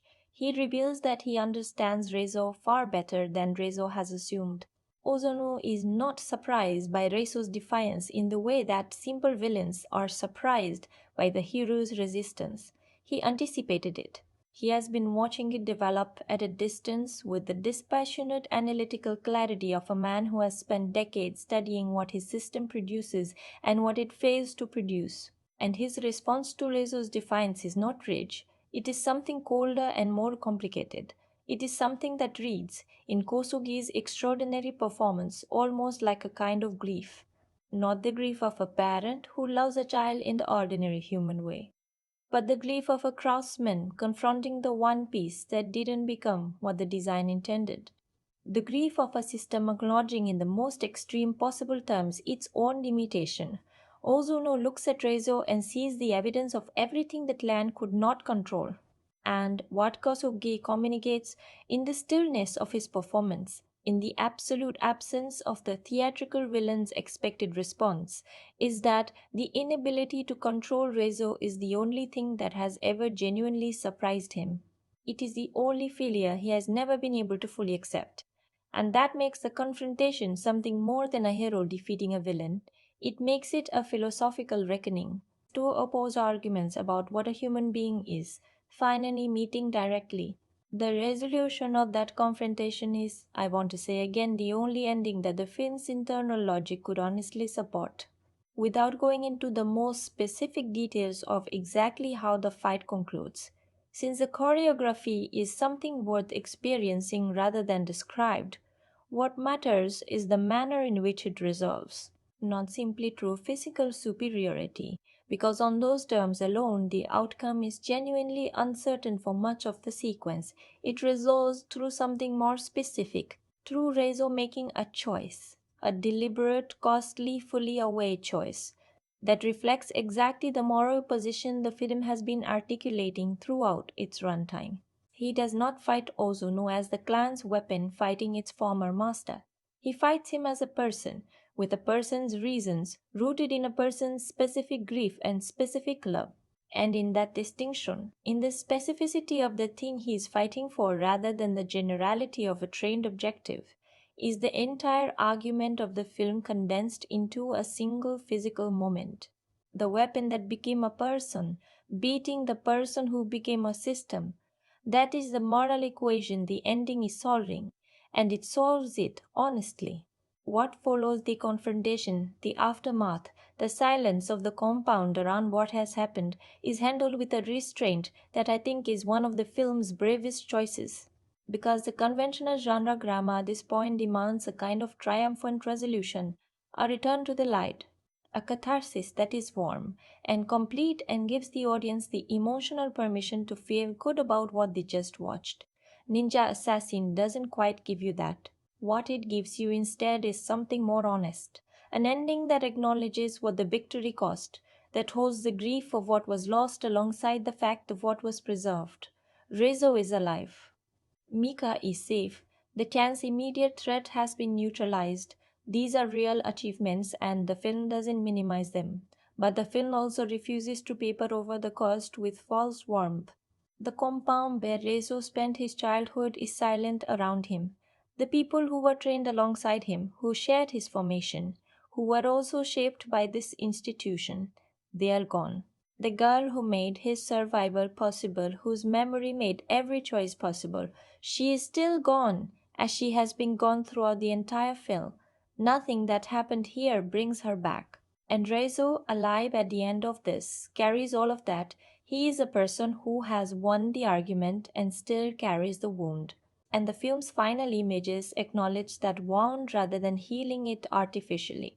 There is a moment very near the end of the film that functions as one of the most significant pieces of quiet foreshadowing, resolving into meaning that the script contains. Throughout the film, there has been a visual motif, barely noticeable on first watch, absolutely unmistakable on second, involving the way Rezo holds himself in moments of genuine stillness. Not the trained stillness of tactical awareness, which has its own physical quality, but a different kind of stillness. A stillness that looks to anyone watching carefully like a person listening for something. And on first watch, you might treat that as tactical alertness, the trained assassin always aware of the environment. But on second watch, knowing everything the film reveals, you understand that what Reizo is doing in those moments is something entirely different. He is listening for the thing Kiriko told him once, softly in the compound, in the only true moment of peace the film's flashback sequences allow him, that the sound of the world outside the walls was worth all the risk of trying to reach it. He never stops listening for that sound, even in the middle of violence, even in the middle of his war. He is always, underneath everything else he is doing, listening for the thing she told him to listen for. And the final image of the fin, which I will not fully describe but which involves light and a specific quality of stillness, is the answer to that listening. It is the film saying, quietly and without announcement, that the thing Kiriko told him about the world outside the walls was true, and that he made it there. Here's what most people miss in the film's final Europol scene, which follows the resolution of the assault on the compound. Mika, in her debriefing, is faced with the institutional demand to provide an account of what happened, to translate the events into the rational procedural language that the institution requires. And the scene is constructed around her inability to do that, not because she lacks the intelligence or the competence, but because what she witnessed cannot be fully translated.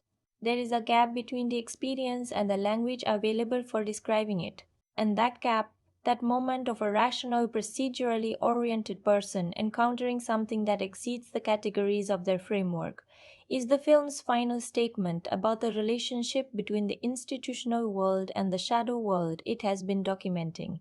The documentation is always incomplete, the framework always falls short, and what fills the space between the documentation and the reality is something that the institution can never fully account for. Something that the film has been arguing throughout is not a weakness, but the most fundamentally human thing there is, the space between what we can explain and what we actually know. The space where Kiriko lives, the space where Reizo has always been fighting. There is no post-credit scene in Ninja Assassin. The film ends on its final image, and then it is done, without supplementary material. And I think that choice is correct. Everything the film wants to say has been said. The box has been opened. Adding anything after the credits would be reaching for a door that the film has already closed with considerable intention. My personal reaction to the ending of Ninja Assassin on that first watch was one of the more genuinely unexpected emotional responses I've had to an action film. I was prepared for the action to be good. I was prepared for the choreography to be impressive. I was not prepared to feel in those final minutes the specific weight of grief and resilience and hard-won survival that the film managed to put onto the screen. I was not prepared for the ending to feel earned rather than constructed. And the specific quality of that surprise, the experience of a film exceeding your expectations not on the terms you were judging it by, but on terms you hadn't thought to bring, is one of the things I love most about cinema. It is a reminder that any film, from any genre built with genuine care and genuine intention, can reach you in a place you weren't guarding. The final image of this film stayed with me longer than I expected, and when I watched it again, knowing what was coming, carrying the full weight of the flashback story and the Kiriko material and everything Reizo has paid to reach this moment, the final image hit differently. Not less, more, because the second time you know what it cost, and things always hit harder when you know what they cost. So, where does all of that leave us? After everything we've opened up together, the production, the story, the craft, the themes, the ending, and what it truly means, where does Ninja Assassin actually land? Let me give you my honest verdict. Not the critical consensus, not the box office number.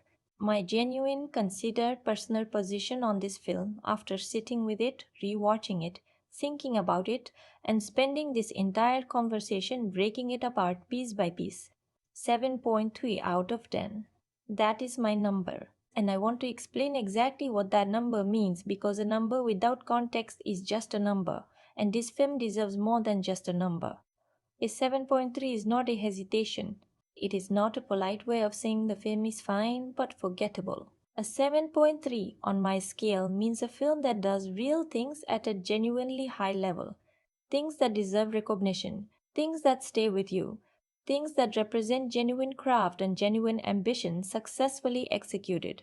It also means a film that has specific identifiable gaps between what it achieves and what it was capable of achieving, gaps that prevent it from reaching the tier of films that I would call essential. Ninja Assassin is better than most of what surrounds it in its genre and its era. It is not quite as good as its best moments suggest it could have been. 7.3 is the honest space between those two truths. Now let me tell you exactly who should watch this film. If you love martial arts cinema, if you have a genuine appreciation for choreography as an art form, for the physical storytelling that great action performers do with their bodies, for the specific pleasure of watching a fight scene that is built with spatial and rhythmic intelligence rather than just assembled from chaotic cuts, Ninja Assassin is absolutely essential viewing for you. Not optional, not merely recommended, essential, because the choreography in this film represents a specific and genuinely exceptional achievement in the form, and if you care about the form, you need to have seen it. If you are someone who came to Rain through his music career, who knows him as a performer and cultural figure but hasn't seen this film, you owe it to yourself to watch it. Because what he does here is something that very few performers in any discipline manage to do when they cross between forms. He doesn't simply show up and be present, he transforms. He does the work in the most literal possible sense, and the results of that work are visible in every frame he inhabits. This is one of the genuinely impressive physical performances in early 21st century action cinema, and it deserves to be seen by the people who care about what Rain does. If you find yourself fatigued by contemporary action cinema's tendency toward visual incoherence, toward the shaky camera and the rapid cut as substitutes for actual choreographic vision, Ninja Assassin will feel like a breath of clear air. It shows you what you've been missing. It makes visible what action filmmaking looks like when the camera is a collaborator rather than an apologist. If you are someone who appreciates the history of genre cinema, who understands the lineage of martial arts film in both Eastern and Western traditions, who recognizes Sho Kosugi's name and understands what his presence in this film represents, the layers of meaning available to you in this viewing experience are genuinely rich. This is a film that knows its history and uses it deliberately, engaging with it as a cinematic historian, even an amateur one, adds enormous dimension to the experience. And if you are simply someone who wants a well crafted, emotionally grounded, visually spectacular film that takes its own premise seriously without taking itself so seriously that it forgets to be entertaining, Ninja Assassin delivers on every single one of those terms. It is fun in the way that genuinely committed filmmaking is fun. It is moving in the way that genuinely honest storytelling is moving. And it is exciting in the way that genuinely skilled action filmmaking is exciting. All three of those things in the same film on the same evening, with no apologies and no hedging. Now, let me be equally honest about who might not connect with this film. Because part of giving a genuine verdict is acknowledging that not every film is for every person, and pretending otherwise does nobody any favors. If you require a very tight, very disciplined narrative structure, if the thing you value most in a film is a plot that moves with perfect efficiency and a supporting cast that is fully developed at every level, the Europor storyline's occasional thinness and the relative flatness of the ensemble around Rain and Harris will genuinely frustrate you. These are real weaknesses. They are not things you should have to pretend aren't there. And if structured discipline is your primary critical value, those weaknesses will be hard to look past. If you have a strong aversion to stylized, heightened violence, if your preference is for the gritty, grounded, practically oriented aesthetic of realistic action cinema, the CGI enhancement of the film's blood and wound effects will likely break the spell for you at specific moments. Again, this is a legitimate aesthetic preference and a legitimate critical response. The stylization is a choice, and it is a defensible choice, but it is not for everyone. If you approach action films with an expectation of deep, sustained character work across the full ensemble, if you want every person on screen to have a rich interior life and a fully realized arc, the film will leave you wanting more in specific places. Reizo and Mika are genuinely well constructed, several other characters are not. That imbalance is real. And if you need a film's ending to provide warm, unambiguous emotional resolution, if catharsis means for you the full closing of every open wound, Ninja Assassin's restrained, honest, cost acknowledging ending may feel incomplete. That restraint is, I believe, one of the film's most admirable qualities, but I understand that it reads differently depending on what you bring to it. As for how to watch it, the answer is unambiguous. Streaming is the right format for this film in the current moment. It is available, it is accessible, and the quality of the home viewing experience in 2024 and beyond is genuinely excellent for a film with this kind of visual ambition. If you have a large television and a decent sound system, you will get the experience this film is designed to deliver. The score, a Shikeri's fusion of traditional Japanese instrumentation and contemporary orchestral drive, genuinely benefits from being heard on a system that handles bass and dynamic range well. And the visual contrast between the dark, shadow heavy clan sequences and the brighter, more saturated contemporary scenes is something that a quality display handles with the depth it deserves. If you are someone who can still find this in a lab cinema screening or a one-off theatrical presentation, take that opportunity without hesitation. The opening sequences in particular and the compound assault in the final act were designed for a large screen and a communal audience. Those experiences, when available, are the definitive version. Owning it, yes, if you are the kind of person for whom the film resonates. If you watch it and find yourself wanting to return to specific sequences, to study the choreography, to trace the emotional through line of the flashback structure more carefully, this is the kind of film that reveals more on repeated viewings. The foreshadowing that you don't notice the first time through becomes visible and meaningful on the second. The emotional architecture becomes clearer when you already know what it is building toward. And Rain's performance, the specific physical and emotional vocabulary he is building throughout the film, rewards the kind of attention that familiarity allows. Here is the final thing I want to say about Ninja Assassin. And I want to say it simply because the most important things usually deserve simple language. This film believed in something. It believed in the story it was telling. It believed in the physical craft it was demanding from its performers and its choreographers. It believed that the figure of the ninja, which popular culture had spent decades turning into a punchline, could still carry genuine weight and genuine darkness and genuine meaning. It believed that an action film could reach for something emotionally real without sacrificing any of the spectacle that makes action cinema worth going to in the first place. It believed those things and it acted on those beliefs with real commitment and real resources and real intention. And when a film believes in something and acts on that belief with everything it has, even if the result is imperfect, even if the gaps between the intention and the execution are visible and honest, there is something in that worth honoring. There is something in that worth opening up and looking at closely. Ninja Assassin is a film that put a weapon on screen and asked what it means for a weapon to have a soul. And the answer it gave, incomplete, wounded, costly, and ultimately more human than the question implied, is an answer I find genuinely moving. Every time. Every film is a box. And we open this one together. Now, a genuine thank you if you stayed with this breakdown all the way to the end. You already know that this is not the kind of channel that takes your time for granted. The film box exists for the people who want to go all the way inside, who want to understand not just what a film does, but why it does it, what it cost to make it, what it means that it was made at all, and what it says about the experience of being a person in the world. If that is what you're here for, then this is exactly where you belong. And I am genuinely grateful that you are here.